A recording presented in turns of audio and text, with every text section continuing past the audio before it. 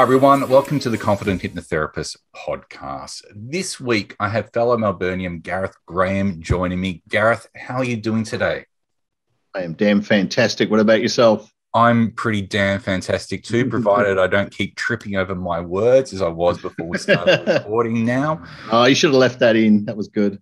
Now, for those, you know what, for anyone tuning into this podcast this week, it's probably going to feel a bit weird because Gareth and I have been chatting for a good 15 minutes prior to hitting record and diving into some really great content. And I just said to him then, we should be hitting record on this because this is the kind of stuff that's worthwhile. And Gareth's request was, let's not go over backstory. Let's shoot the shit, as you said. And talk about some of this stuff that we've been talking about, which has been really about mindset and the psychology of success and all those sorts of topics, which is a pretty massive one. Gareth, you've been working as a hypnotherapist now for 12 years. Yep. And, you've been on TV as presenting hypnotherapy and getting exposure that way. And easily probably one of the most found hypnotherapists in Melbourne. I'm not going to jump into a big, broad question like, how did you get there? But clearly there was some strategy there at the start, or was there? I don't know. I don't think there really was. I've had a many and varied job history prior to being a hypnotherapist. I've been a truck driver, a courier, door-to-door salesman, telemarketer, customer service representative, team leader in a bank. But prior to getting into doing hypnotherapy, I'd spent like 15 years in computing, infrastructure architecture, solution design. But throughout that whole period of my life, I kind of unbeknown to me, I'd been suffering from general anxiety and social anxiety. I just thought that was how everyone thought. Mm-hmm. I didn't realize it was, it was a thing. And in that journey, I just tried to change things, tried to fix things, tried to figure things out. And hypnosis sort of popped up along the way a couple of times. I think the first time was I went to a Reiki session, somebody's house somewhere in the suburbs, paid $30, did a Reiki session. But during that session, she did what I believe was hypnotherapy. It was a visualization. And the visualization had a profound effect on me. It changed the way that I thought. And it was like, oh, that was interesting. A few years later, I was in a shop, alternative therapies. There was a CD, social confidence CD. So I thought, okay, well, I'll buy that. I went home, I listened to it. That was nice. Didn't really remember what was said. And then I was out socially and I started smiling at people, which is something that I hadn't really done before. And I went, hang on a moment. This is a bit strange. I don't normally do this. So that was the second point of contact. And then I was just on the internet, remember, and then I remember I was with a group of friends and I was talking about hypnosis, and one of the guys who was in the group said, oh, yeah, I've been to all the courses, I've got all the CDs, here you are. And so I think I started with Igor Ledachovsky's original first cut of The Power of Conversational Hypnosis. It was, and some Mark Cunningham stuff. Over there as well. It was the first one. So my obsessive nature, I studied it all week. I went out to a bar on the weekend with some friends and I just started trancing people out in conversation. And so it was it piqued my mind. I thought, okay, this is really cool. What can I do with this? Because obviously, there's that part of trancing people out and that's exciting. When you realize, hey, this is real, this thing works. But it's a question then, well, what can I do with it? How can I help people? And then I just went down the rabbit hole of learning as many different things as I possibly can. I started a meetup group in Melbourne, a hypnosis meetup group, just people who were interested in it. One meeting, a guy turned up who happened to be a hypnotherapist, who happened to have, at the time, one of the biggest hypnosis websites in Victoria. We got to talking. He said, do you want to see clients? And I said, yeah, I'd love to see clients. He said, well, I'll send you some leads. And so he started sending me leads. So I'd go to my job during the day. I'd see clients at lunchtime. I'd see them after work. And then eventually, after the years went by, my contract expired. I was with IBM at the time, and I'd fallen so much in love with helping clients that I just couldn't go back to computing again. And that kind of started it. So as to why I'm easily found, I have the number one website in Melbourne and probably have for the last... You do, yeah. You have for years. As long as I've been a therapist, you have, yeah. Look, it's bounced a couple of times, and it can look. Things can always change. The guy I was talking about, who I bought the leads from originally when I first started, he was just getting... the amount of leads he was getting was insane, because he was playing games with Google. He'd gamed the algorithm. And unfortunately, what happened is Google got wise to all the people gaming their algorithm, and his website and all the leads just went boom, everything gone. That was it. It died. But fortunately, by that time, I'd established my own website, and I've done it for a few people. I'm a techie as well as being a person who loves helping people with hypnosis. I'm a technical person as well, so I understand some nuts and bolts of technology, and that's why I was able to do it and maintain it. It's way simpler than people think, but yeah, there's a trick to it. I know you do work across a whole range of different things. I know for a while there you were being seen as a specialist in stop smoking. When you started, how did you come to decide on what kind of niches you were going to focus on? Look, to be honest, I'm going to be dead honest here. I'm not one of the person who beats around the bush. So, I was just taking anything I could get, to be honest with you. It wasn't a question of, I like working with this or I don't like working with that.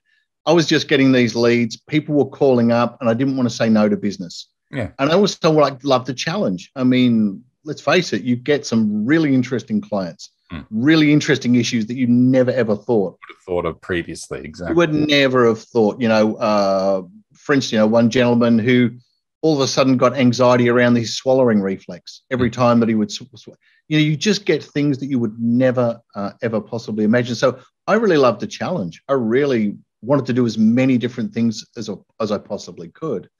I guess that over time that has just sort of morphed and changed. I do a lot of stop smoking clients, and that was one of the things I never used to do when I started. I would never go near any smokers. I just wouldn't go near them, but now I love helping them. For me, the core ones that I tend to do: smoking, anxiety, and weight loss. And to be honest with you, most things in my experience tend to be driven by anxiety. Absolutely. It drives so much. Well, even when we talk about smoking, smoking in itself is rarely ever the problem. There's generally something.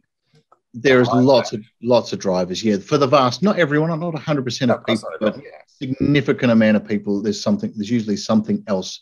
And it doesn't have to be big, just some things drive it. So a lot of things fold all the way back to anxiety. So I find a lot of times I'm doing an anxiety session prior to the stop smoking session, or we're dealing with trauma or anxiety before we actually get to the weight loss side of things. So, yeah. What about in terms of, I imagine over the course of 12 years, your ability, your confidence has gone up as a therapist being able to help people. What were some of the mindsets that you took on during that time that helped to bring about that confidence? Or were there any turning points that you recall that were significant for you in building that confidence and that ability? Yeah, mindset has changed a lot over the years. When I first sort of got into the therapy side of things, there are a number of teachers who were around, guys like the late Jeffrey Stevens, who were very much about this kind of one session does it all. You've got to do it in the first session, and it was really much about that. And that really limited me. I was stuck for a long period of time. I struggled to get over that kind of, I'm going to fix all your problems in one session. And I think a lot of people start off doing that as well, thinking they have to do it in one session. Yeah. And look, here's the reality. Hypnosis is so damn powerful that you can do a lot. And I've done it. I've done it so many, I don't know, lost count of the amount of times I've done something that even I've been surprised at in one session. But that's not everyone. It's not everyone. And so that one session mindset, it limits yourself, and it also limits the success for your clients, because you're going to help a certain percentage, but you're not going to help as many people as you possibly can. Obviously, these days now, my mindset has shifted. I've got I set out a program, typically for me, it's 4 sessions. Other people, it may be more. But I think when you offer more sessions to a client, you offer more opportunities for change and success. Do you think that there's a misconception out there in the public, though, about hypnosis being a one session kind of thing? You know, it's that belief that people come in and you put them under, and then you almost akin to brainwash out the problem that exists, and then they kind of wake up and there's this significant, oh my God, I'm different moment. You've absolutely nailed it. It's very true. There's that expectation. That expectation is I deal with that usually on the phone call with the person. I think that's the best time to set that up. Well, you'll say, well, it'll typically take 1 to 4 sessions. I do it as a program. You can do 1 session if you want to. And some people do. Some people just go, I want to try hypnosis. I just want to see what happens. And you won't really be able to convince them otherwise, and probably nor should you. Let them be the judge. If they do 1 session, they come in and they go, whoa, that was really good. I'll do your program. Fantastic. But some people just want to try it, to see what it's like, to have a go at it. But yeah, there's definitely that perception that, it's just going to be fixed in 1 session, and you're going to walk out and you're going to be a completely different person. I think both you and I know how, look, there are some people who do have radical shifts, like they'll just go, holy crap, I'm a different person. But hypnosis and the changes can be so subtle. The person just doesn't feel the way that they did before. It's it's fascinating. So my mindset has shifted away from that. Well, I'm just going to do it all in 1 session. And I believed at the time that I was doing it. That was the sad part. I was believing at the time that, and the reason why I was believing is because I wasn't following anyone up. If you do 1 session and you believe you can fix it in 1 session, the best way to know if you did is to call that person up or text them in 2 months' time, and you'll soon know whether or not you did get that result. And that's what I did. I started following people up to see what their progress was, and that's when you get that, oh, okay, maybe I need to do a little bit more than just that one. So that was a learning process, a shift in mindset for me. How did you find that at the time? Because I know for a lot of people it might be disheartening to phone someone thinking they've done this amazing 1 session that's cured them of their ailment, only to find that it hasn't been as successful as what they had hoped. And I can imagine for many people, and I've gone through this myself, there's that disappointment, and often we come back to put that responsibility on us. I can't have been very good then if I haven't got that result. Yeah, what have you done to move past that? Because it's we set an unrealistic expectation of ourselves. The unrealistic expectation is somebody has smoked for 20 years. They've been anxious for 20 years. They've been suffering from trauma for 20 years. They're going to walk in, and in 25 minutes, that's all going to be all gone, and we've just done it with 1 session. I think that's an unrealistic expectation. It can happen. You and I know that it can happen, but it's an unrealistic expectation on ourselves to think that we're just going to, every time, 100% of the time, we're going to get that. And it's not the case. It's unrealistic. Maybe we've been sold that ourselves. Maybe we've sold ourselves on that idea. You know what I think it is between you and me and anyone watching this, is that within the hypnotherapy community, I think we often see a lot of chest beating going on. A lot of people do the whole, here's a testimonial, look how fantastic I am. And I have nothing against anyone sharing their successes. Like, I mean, we should celebrate our successes. But I also really love those mentors and those leaders out there who occasionally share where things have been a fail or didn't go the way they planned, or they'd forgotten something really important. And as a result, the session didn't go the way they'd thought. And when they shared those reminders for me, it's actually strangely comforting. So it's like, oh, okay, this is an ongoing journey. I'm not supposed to be perfect with every session every time. Without question. Without question. Well, there is no perfect, of course. We understand that's subjective anyway. So, yeah, so take the pressure off of ourselves in that learning journey, as it were. Not to expect that every single client, every single session, you're going to get this "I'm healed" moment. You will get those, but I've had failures. Crikey, I mean, I don't know the failures that I've had because I haven't been able to speak. I mean, I know the successes because, someone will refer someone will write a testimony, but I also don't know about my fails along the way. And undoubtedly I've had them, but you're never going to get 100%. If somebody takes an aspirin for a headache, you're not going to get 100% success rate on the headache going away. There's no one size fits all approach that's going to work for everyone anyway. No one therapy that works for everyone. There's no matter what you do, there is going to be a percentage that it doesn't work. Yeah. I mean, that's kind of the way I've set out my therapies these days. So when I do a 4-session program with someone, the first session that I will usually do is my high percentage move, as it were, the one that I get the most shift, the greatest shift first. If that doesn't work, the second session will then have that next one, and then we'll have that next one. And usually by that sort of third session, we're really getting someone if they haven't been moved by those other 2 approaches. And sometimes it still doesn't, you're still not going to get 100%. That's just the way life is. That's the way therapy is. Hypnosis is not panacea. I'm curious to know, as someone who's been doing this for 12 years, I think one of the trends we also see out there is that people go and do an endless stream of trainings. Yeah. And getting what they hope is the magic bullet therapy technique that is going to be successful with everything. And I don't doubt that as therapists, we develop what's the word I'm looking for? A similar kind of format that we would go through for most of our clients. And with that similar kind of, a toolbox of tools that we would have in there. In that regards, are there, in your own toolbox, how do you know when you have enough in there, and what made you decide to go down certain paths of training? Well, I guess, I've had the benefit of time and numbers of people. So that kind of helps. The fact that you do something and you see what you test it, you see what kind of reaction, you see what kind of result you get. The thing is, because I'm very results focused, at the end of the day, you need to find out whether you're getting results, whether you're getting a change, whether you're getting a shift over time. So it's been very much feedback. I don't know if I can really give you that answer. I think it's finding a therapy approach that you feel really comfortable with. There is no one therapy that's going to solve every problem every single time. There are obviously higher percentage moves. There's a couple of percentage therapies that you can work on.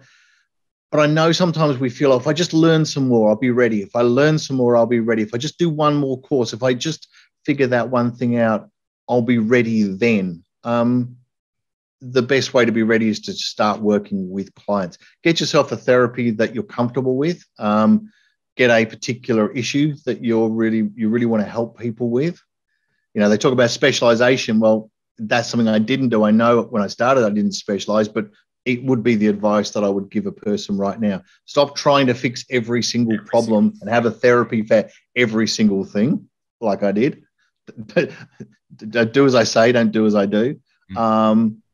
But yeah, specialize in something. Get something that you're really comfortable with working on. Get that therapy, get an approach, then start working with those people. Then that confidence will start to build. From there. I agree. Yeah. Yeah. The other thing that I'm kind of very open again with my clients. I'm open to say to them, hey, look, I'm not a perfect person. I haven't got everything right in my life. In fact, probably what makes me a decent hypnotherapist is I've probably made every single bloody mistake that a person could ever make in their life. I reckon I've done them all. When a person comes in, they go, I did this. And in my mind, I'm going, yeah, I did that too. I did that too. Yeah. I have that empathy with people who go, yeah, I get this. I'm not sitting here judging you, telling you how you should live your life. I'm going, I get it. I've been there, but I've also learned from it. And I think that life experience helps feed into the therapy. So you don't have to be a perfect person. It's okay to admit faults, to admit the things that challenges that you've faced and challenges that you've overcome, which kind of leads to me to a point, which is also the thing as a hypnotherapist, it's important to continually work on yourself. Yeah. not so much work, is improve yourself. Is if there are things that you've got now that are outstanding issues or traumas, find a great hypnotherapist, do the work. It'll really, really help you. It'll also help your clients too. I think it's really, really important that a person does it. And I'm continually working on myself in lots of different ways, constantly having face palm moments. It's fun. It's figuring out things, changing things, learning. So I would also recommend to build that confidence, work on yourself as well. Learn stuff for you, not just for your clients. I think that's really solid advice, because we are, as human beings, constantly evolving and changing over time. Absolutely. No doubt our own beliefs and values will change as we continue to explore even the world of hypnotherapy. Hell, even our concept of what hypnosis is may change over time. I know mine has, from when I started to where I am now. What I believed back then versus now is very different again. So absolutely, it evolves over time. I mean, I've got concepts, things that I think of sort of how it works. And look, some people really want to pull it apart and figure that out. But I always say, like, you don't need to know how an internal combustion engine works to drive a car. Yeah. So, if you're a hypnotherapist, you don't need to know the ins and outs. And to a point, that's why I used to pre-talk. For many years, I used to pre-talk. I used to do this thing of 25 minutes, what is hypnosis? Over and over. And I just stopped doing it because the clients didn't need to know that. It was irrelevant to them. We'll do a form of pre-talk, though. So I know many hypnotherapists will say to me that the pre-talk is one of the most important part of the session. It is, but it's just I don't do a huge talk about what is hypnosis. Yeah. I will talk about the you outside of your own conscious awareness. And that's what I like to do. I'm a big fan these days of buddying up to the subconscious mind, to letting it know that I know it's there. I know that it's powerful. I know it can make changes. That's what I'm more interested in these days, of letting it know that I know, as it were. I found that it's having a subconscious go, oh my God, he recognizes me. He knows I'm here. Yeah, he knows I'm here. He knows I do all the hard work. He knows I'm trying to fix this problem, but I don't know how. That's pretty much how I like to do it these days, rather than some kind of an azure and charts and all that sort of stuff that I used to do earlier on. Look, the framing up front in your session can be just as powerful, if not more, because you're seeding a lot of stuff. Yeah. Seeding concepts. You're introducing them rather than introducing them into the session while you're doing the hypnosis side of things. Introduce them early. I mean, everything is hypnosis anyway, I suppose. But I find a lot of that pre-work stuff, giving people insight into their mindset, into what's going on, into how things work. So rather than packing it with a hypnosis lecture, certainly a lot can be done in that first part of the session. Well, I notice even on your website, you have a frequently asked questions page about what is hypnosis. And I've done similar, where I have a video that I send out in confirmation saying, well, if you want to know, here's a video to watch, but we're probably not going to talk about this when you get in. It's valuable time. We could be talking about something else. So. Absolutely. And also just understanding what's going on too is it's important not to assume too much about what they said the problem is and what the problem actually is. They might say to you on the phone, I want to come in to do this. Again, I want to come in to lose weight. And so the person will sit down in front of you. Now you could just go, well, let me tell you about hypnosis and weight loss and just blast through. Or you could start to ask questions to sort of chunk down, as it were, to find out actually what's driving it, what's actually happening here, rather than assuming. You really then start to understand what's going on with that person. And then you can do a better therapy, and then you've got a greater chance of success. I think, that talking beforehand, not assuming anything, finding out more about the person, how they're thinking, could really improve your overall results and your overall confidence. Who were the biggest influences on you when you were, I guess, over the course of your career, not just when you were studying? You obviously mentioned Igor earlier before, and he's always a very charming man to listen to. He's incredibly knowledgeable. Are there other figures within the industry that you feel have really impacted on how you work?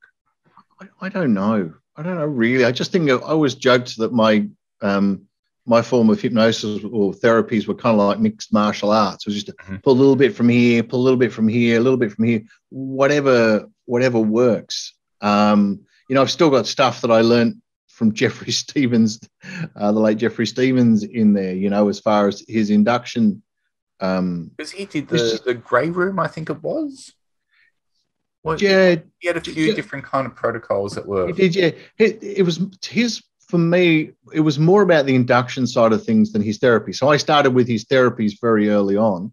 I moved away from the therapies, but I kept his induction. Not all of his induction, but I changed and modified it. I really liked his structural approach to it. He had a clear structure for sessions, and I really liked that. He mapped it out. But yeah, so that's what I took from him, as it were. These days I mix it up. I've got my own stuff that I've developed. I use quite a bit of content-free stuff these days too. I found that to be quite beneficial with my clients. But yeah, of course, got a grab bag of stuff. But influences, it's just been different people at different times I've just cherry-picked out. And just random stuff that I've listened to, even random hypnotherapists whose recordings that I listen to.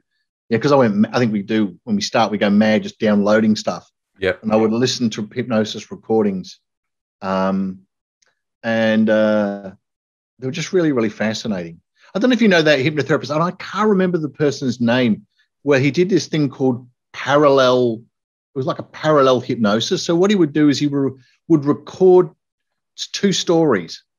Okay. And play them simultaneously? Simultaneously. And every so often the stories would join up and it would make a hypnotic suggestion. Yeah. That really is in some way. Well, the purpose of that is a couple of things. Obviously, that causes confusion, which is brilliant for having the conscious mind kind of go, too hard, fuckering off while the unconscious comes in.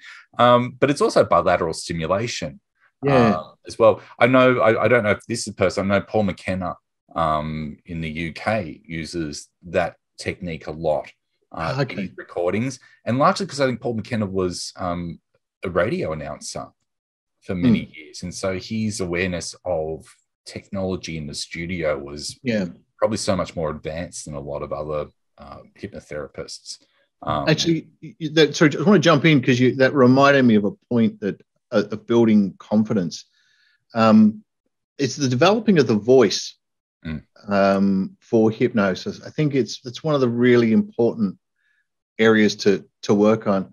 I think one of the things that set me up well, strangely enough, to do hypnosis was that I spent quite a few years as a customer service operator when I was a young guy on the phone. People used to joke I had a phone voice. I'd start, hello, thank you for calling. I call it a soft and submissive voice. I do the same thing. It's almost like hello, Lawrence speaking. How can I help you? So I think that helped me. But there's a cadence, there's a smoothness, there's a certain tonality. One of the things that Igor Ledachovsky in one of his somewhere along the line in one of his trainings was he was saying one of the best things that hypnotherapists can do is to learn acting. And I would say particularly voice acting. There's certainly so much that you can do with your voice to help the experience with a person, such as he used this term, squeezing the emotion out of a word. I don't want to go into a training session about it, but really squeezing the meaning. So when you say a word, you have that meaning in the word. It's like that word, relax. You talk about squeeze them, but really give that word the meaning. Because clients' eyes typically are going to be closed. Really learn to take them on that journey, give them that meaning, that feeling with the way that you're speaking. So really getting comfortable with speaking, getting it really perfecting your voice. And I think the other words is staying calm. And we talk about confidence, is being calm and relaxed. And that this jumps back to a thing that the conversation you and I were having before we came onto this recording was about letting go of this certainty, knowing that this is what's going to happen. The reality is in hypnosis session, when you're working with real live people, things don't always go to the book. No. They won't always. They will come up with a question that stumps you. They will be in hypnosis and they will start doing something that's really weird. Yeah. I've had one, isn't it? You've probably had a couple of gigglers in your time. People who laugh before they go into hypnosis. Yeah, that's not uncommon. It's really common. I've had people sitting in a chair swinging left to right while they're in the chair. People doing like arm movements. People may start to cry and you think, oh, no, they're crying. But when they come out at the other end, you say, I noticed you were crying. They go, yeah, I was so happy. There are just things that the questions are going to be asked. You just understand that that's okay. You stay, it's becoming comfortable with that level of uncertainty, knowing that no matter what happens, you're going to be able to handle it. You're going to be able to deal with it. If they have a question you don't yet have an answer for, you go away, you find the answer to that question. So next time it gets asked, you know what to say to that person. I think that's where self-reflection as a hypnotherapist is a really vital and valuable tool as well. To be able to sit down at the end of your working day and go, what did I do well? What can I improve upon? And to get that self-learning is really important. For sure. Using the tools that we've got for our clients to improve ourselves along the way. I think also just I know that for some people, particularly if we're going for more of a direct hypnosis approach, there can be that fear about going for it and doing it. There can be that fear about, suggesting to them that they will not be able to open their eyes and to try and find that their eyes can stay shut. I encourage anyone, there will be people that open their eyes. That's okay. it's just about accepting it. It comes back to what we were saying before about sometimes things will not go the way you plan. Yeah, and you get used to it. If you have a particular thing and they don't follow along, then figure out what you're going to say when they don't follow along. Yeah, it's okay. It's okay. But if you sit there going, oh, it's going to happen 100%, they're always going to follow me 100% of the time, and you have no contingency, then sure, you're going to be surprised. People, it won't always work the way that you want it to, and be okay with that. Yes, exactly. Absolutely fine. You will figure it out. There's always a way of utilizing whatever happened. If you talk about the word of Ericksonian hypnosis, so you might as well get used to that concept. You utilize everything, So come back to that thing you were talking about before, people giggling or laughing. Yes. And you say you can just go, that's fine. That's right. The more you giggle, the deeper you go into that comfortable state. Exactly. So many people, they'll laugh and they'll giggle right before they go into hypnosis now. Whatever happens, it doesn't matter. You might have somebody all of a sudden who has a coughing fit in your session. That's okay. You can stop. They can have a drink. You can put them back in again, or you can let it subside and continue onwards. In my clinic room, I have my business partner next door, lovely Joey Buzzardle, has these Tibetan bowls that he'll often play at the very start. And anyone who's experienced them will know that the vibration, the sound from them is consuming, to say the least. And I was halfway through a session and he started playing the bowls for his client in the next room. And I quickly had to utilize that. As you hear the ring. That's right. You find yourself drifting deeper and deeper. You find yourself just going, right, I'm going to take this and we have to run with it because you can't control these things. So it's absolutely fine. You don't break hypnosis. That's the other thing is like, just because something interrupts it, nothing gets broken. It's just continuing on something that you can use. That's fine. We just keep going. This is normal. It's not an issue. And it isn't. If you make it an issue, it's an issue. If you tell them it's not an issue, then it's not an issue. They don't care. Does this come back then to self-belief? Because, I'm hearing that and thinking, the unconscious mind is really good at picking up cues that we may not consciously notice. And if you are incongruent with what you're delivering, does the other person's unconscious mind take that and kind of go, hang on, something's not right here or something? Yeah, of course it is. Of course it is. When we're in that protective mode, we're looking for incongruences, if I said that word correctly. It definitely, it does develop over time. But certainty, I have this, for working in the corporate area for many, many years and having been a part of many meetings, you'll know this too. Something said wrong with confidence is better received than something said correctly meekly. Yeah. If I can say that correctly. In other words, so I've been in so many meetings where somebody has just said something completely wrong, but they've been so damn confident about it that everyone nodded their head in the meeting.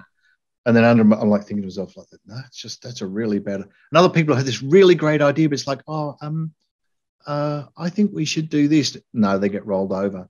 No, I'm not suggesting you should say things outrageously wrong with confidence, but confidence plays such a big part. That delivery with certainty, yes, that this is how it's going to be. I know that Freddie Jackman I had as a guest on earlier on in the series, and in one of his trainings, the very first training, he says you have to learn how to put your own doubts aside. As soon as I got him, I was curious to say, well, just how do you do that? How's that working? It's how'd you do great that, to be able to say that, but unless we have a technique or an idea, and I'm pretty sure that his response was, there was, to paraphrase, there was an acceptance that things weren't always going to work. Yeah. And it doesn't mean you don't try your best each time. You just accept that sometimes they're not going to get the result you want, and that's okay. Yeah. Look, it's really interesting how as hypnotherapists, we don't necessarily access the one tool that could help us change the most, hypnosis.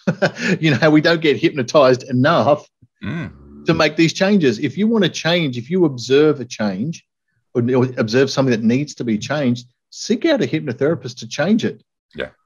There are so many things that can be done. I mean, these days I've kind of got my own tools that I've worked on, which are little refinements and little techniques that I've got. But along the way, if you're a hypnotherapist or a person studying who wants to be a hypnotherapist, seek out other hypnotherapists, seek out people who've been through the process. They can hypnotize you to make the change. It's not like there's a shortage of Facebook groups, including my own hypnotherapist networking group, where you could jump in and say to people, is anyone up for swapsies?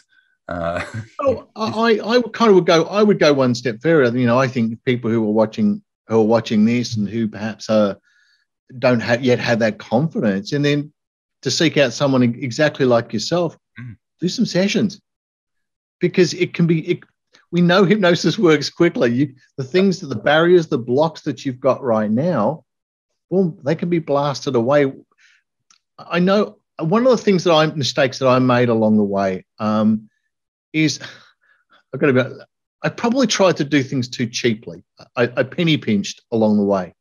In that I didn't put the money up to pay the right people to get the help that I needed, and it took me a lot longer than it needed to. I think it's okay to spend a little bit of money, seek out a right person, do some one-on-ones with those people, whether that be a therapy, a particular therapy that you want to learn. Get some mentoring from that particular person, engage that person. Look, I know some people, money's, not growing on trees. It's important to be prudent about, where we spend our money. But you could spend years trying to figure things out, and then all you needed to do was to get the person who designed the therapy, put the therapy together, sit down with them in a room or online for an hour. They can answer all of the questions that you have, solve all of the problems that you've come up against, and all those issues are gone. You could be slaving away trying to figure them out. So just to give you an experience of it as well. Experiencing it is going to give you a very different relationship with something than just having a philosophical idea about it, or without question. Hypnosis is very much a doing thing. You can learn as much as you want to, but it needs to be a doing thing. But sometimes those questions don't get answered in a downloadable course, or they don't get answered in that one particular thing. A discussion that you and I were having before we came on here today, which sort of spurned what we're talking about today, was the concept of stock market day trading. And it was one of my hobbies and one of the things that I'm really into at the moment. But one thing that I've done very early on is I found a mentor, found someone who is a professional day trader who can mentor me. And that was a mistake. I didn't do that when I was younger. I didn't do that when I started with hypnotherapy. I would have been better served find someone, say, like yourself, who can either hypnotize me to make the changes I need to be made, or to go and work with someone who developed that therapy and ask those questions, engage with them. You'll save money and you'll save time. There's no question. Absolutely. I agree. I can't thank you enough for your time today, Gareth. It's been such a really engaging conversation. And I doubt there's anyone out there who's listened to this and who hasn't got at least a couple of nuggets of gold there to walk away with and to consider. If people want to reach out to you, how can they do that? Oh, gee, I'm on Facebook, of course. Just reach out to me, friend me on Facebook. Call the business number. You can always find me. He doesn't want to be found. I'm not. Just message me. Just reach out. Well, I mean, that's the only real way. Just hit me up on Facebook. Message me via my website, the Hypnotherapist, melbourne.com.au website. I always love to chat. I always love to in Melbourne. I have to say, obviously it's one of the most envied URLs. So yeah, I'm always around. You'll find me if you want to talk to me. But I don't really have any other way. I'm not. No point is giving out my phone number. Yeah. It's all good. Excellent. Thank you so much. Thank you everyone for watching. I guess we'll see you next time. Take care.